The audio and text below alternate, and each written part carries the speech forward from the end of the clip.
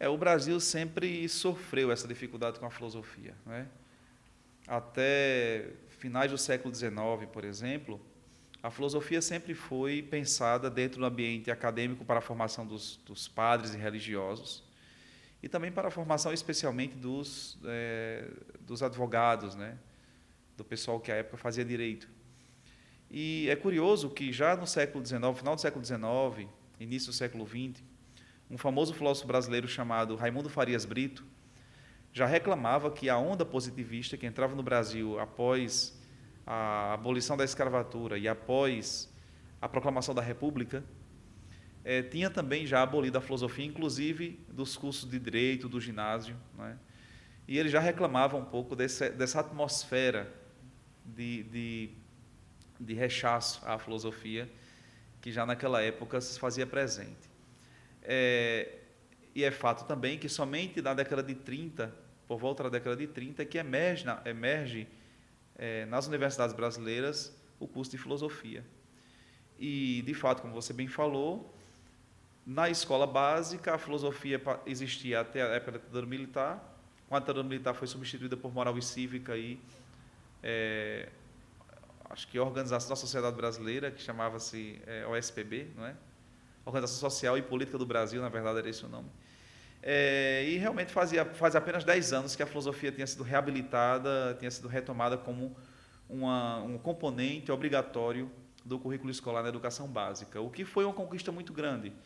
Então, assim, nesses últimos 10 anos, não somente se fortaleceu na escola a filosofia, os alunos começaram a entender que a filosofia é parte efetiva do componente curricular, aumentaram o número de professores de filosofia nas escolas e, ao mesmo tempo, que os cursos de licenciatura em filosofia foram se aprofundando na perspectiva de realmente formar o licenciado em filosofia para poder dar aulas na escola básica.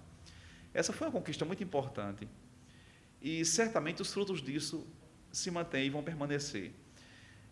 Mesmo que a nova reforma curricular ela tenha colocado a filosofia, também bem como a sociologia, como disciplinas não obrigatórias, mas eu creio que o processo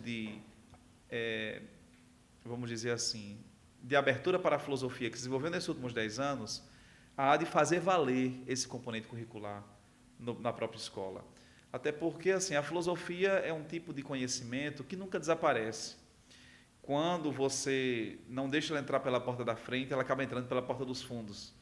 E toda ciência acaba, no fim das contas, precisando de colocar questões ligadas ao seu próprio à sua própria área de conhecimento e acaba engendrando a necessidade da discussão filosófica, não só na universidade, como também na escola.